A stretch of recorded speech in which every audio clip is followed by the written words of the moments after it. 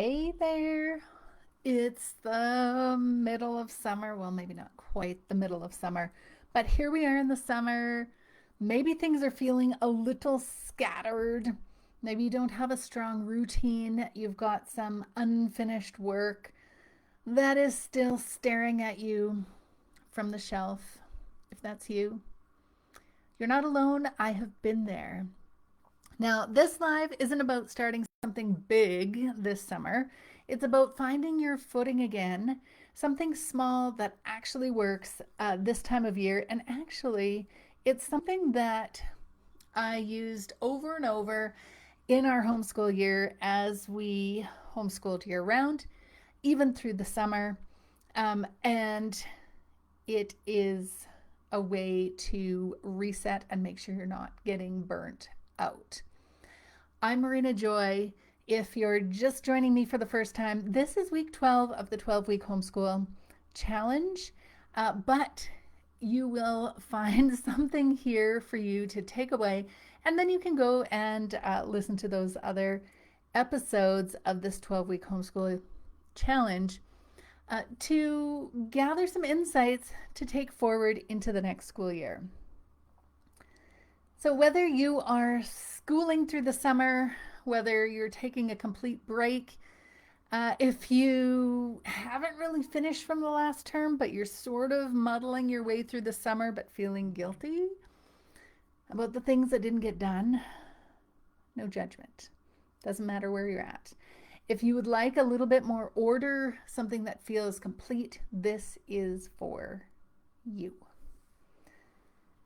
So, first of all, is there a subject that you sort of abandoned halfway? Is there a workbook sitting half done that you really wanted to get done? You don't need to finish all of it. But if you can pick one thing to wrap up, it can kind of change the whole tone of your summer. And you don't have to spend the whole summer wrapping it up. What if you just took this week and said, we're going to wrap up one thing? You can talk to your tween and say, what would you like to be done with? And they might say, I don't know. You might say, what feels incomplete or unfinished? And they might say, I don't know. So you might need to guide them a little bit, and that's okay. It could be a piece of writing that they started and then perfectionism kicked in and they didn't finish it. Maybe there's a project that's like 85% done and you just need to get it over the line. It could be that you just have to decide that this is what done looks like, even if it's imperfect. We just want some closure. So this week, let's get some closure. But number two, we're also going to acknowledge the progress. So every year, we homeschooled for 11 years. Every year felt messy. I don't know, if you're on here and you're listening and homeschooling doesn't feel messy, maybe you're in the wrong spot. But if homeschooling feels messy, you're not alone. You're in the right spot. The thing is, we forget how much growth doesn't show up on a checklist. So perhaps you started the year with a plan. Perhaps you have some educational goals. Maybe you had a facilitator that you worked with and said, okay, these are the goals. And as you're going and you're checking off those goals, maybe you realize you didn't get done as many as you had planned to. Maybe you were overambitious. But here's the thing, growth doesn't always show up on that checklist. Character doesn't show up on the checklist. Whether you completed the workbook or not, that shows up on the checklist. But the other stuff, the deeper stuff, like your tween started following instructions better. They were able to work more independently. They could read the instructions on their own and complete the work. They could start using the answer key to correct their work and figure out where they went wrong. They asked better questions. Those things, they don't show up on a checklist. So it helps you and it helps them when you name those things out loud, when you own those wins, when you acknowledge that progress and you celebrate. Celebrate those things that you're like, oh my goodness, yes, at the beginning of the year, I was having to remind you so much about how to do your work and it took you forever. And now you can get it done in the morning. It's still taking too long, but it's taking far less time, and that's something to celebrate. So we need to celebrate the progress that was made. And once you get in the groove of looking for those little wins, get your tween to help you look for those wins. And they're not going to be on the checklist, but we can celebrate. And then the best part, here we go. So when we started doing this 12-week homeschool cycle, we were homeschooling year round. So we would go 12 weeks and then we would have a month off. And after that month off, we would regroup, plan for the next 12 weeks, go 12 weeks, and then go into a month off. So it works out. You have the same number of school days, if that matters, in a year. And it's a little less stressful. There's a little more spaciousness. It feels less hurried, like you're not going to burn out. So even if you're not schooling like that right now, the summer is a great time to set up a project month. And a project month is, you might call it like passion projects or free time, but it's not really free time, but it sort of is free time. It's time when your kid can explore and build and create. The goal is to take one primary project, something that is their idea, something that lights them up, that they like to spend a lot of time doing. There should be some sort of end goal, like something they're working towards within that. So maybe they're building something, maybe they're learning how to do stop motion animation and they're going to make a video by the end of the month. Maybe they are baking, they're learning to bake pastry. They're making pastry and we want to make some super flaky pastry. So we're going to have to experiment during the month, and by the end of the month, we want to make strudel. I don't know, maybe. That's a big challenge. Maybe they're writing something and they want to get a short story done. Maybe they want to be outside and explore and do some gardening. Maybe they want to build some stuff with Lego. Maybe they want to read a stack of books.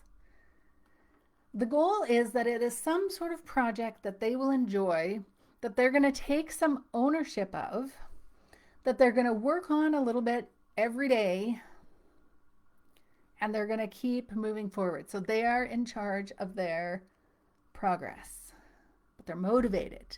It's more like of this intrinsic motivation because they like the thing that they're doing. And they're going to have a benefit or a good outcome at the end. And that's what they're looking forward to. But they also enjoy the process.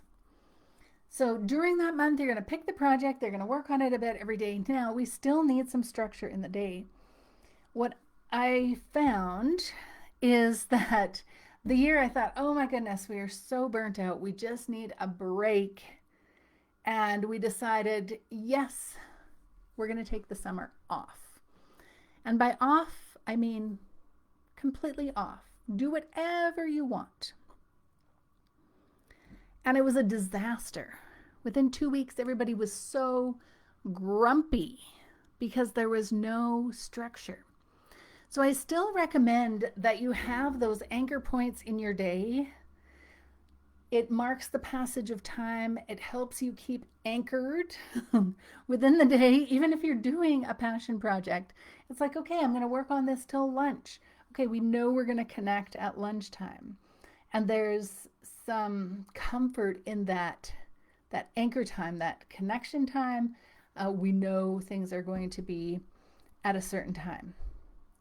And then include a couple of things. They need to read something every day. But here, you're not going to dictate what they're reading.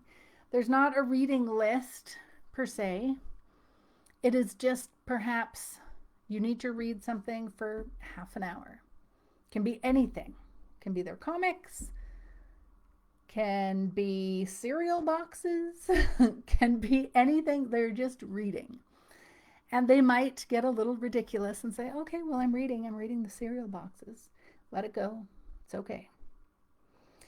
Staying physically active. So they need to be outside or moving their body. It's good for your brain, right? To keep moving your body and you feel better. You're going to just be overall better if you are staying physically active. And then helping out around the house. So what does that mean in the summer? I've talked about chores before. We won't take a deep dive into that. But having some responsibilities around the house keeps everybody a little bit grounded, like a little less entitled. This isn't a resort. We all live here. We all pitch in. We all contribute, especially when you're all home together. So the project that they're working on every day, a little bit of reading, physical activity, helping around the house. That's it. The rest of the time, free time. The beauty is you're not driving the whole thing. So you set up the expectation. Your tween knows what is expected. And then when they ask to do something, then you just say, well, did you finish your things? Have you worked on your passion project? Have you done some reading? Have you been active outside, inside, worked out, on an exercise bike, running in the spot, skipping outside, running around outside, whatever, 30 minutes? And have you done your chore around the house? If yes, okay, what would you like to do? What's the next thing? So it's not a matter of like, oh, I'm withholding your tech until you do all of these things. It's just like, this is what we do. We do these things, and then you can do whatever. If you're coming into July here and you're feeling like, I am so behind, you're not behind. Really, you're not behind. You're between things. So we're going to reset. We're going to decide what matters right now. Leave the past in the past. Take today. Take this week to finish up whatever you need to finish up, and then move forward. You're going to look forward to next week when they're starting their passion projects. They're reading, they're doing some physical activity, they're helping around the house, and then they have time just to breathe. And you do too. And that is the beauty of it. So then after a month, if you go into a 12-week cycle again, you're going to go in refreshed. You're going to go in ready. Your tween is going to be more ready because they've had time. They don't feel like they have to steal time during the 12 weeks to try to grasp at any opportunity to do the things that they love because they just spent a month doing the things that they love. So finish one thing. Notice what's improved. Let them pick a project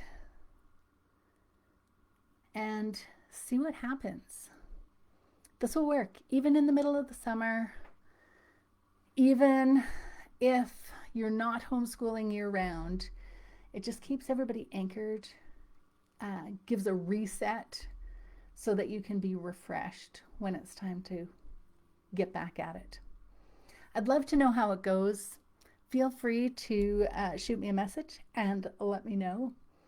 And if you have been going through this 12-week homeschool challenge and you think, oh, this is all great, but I need help figuring this out, send me a message and I am happy to get you connected with some coaching. We can coach through the 12 weeks so that you're not on your own.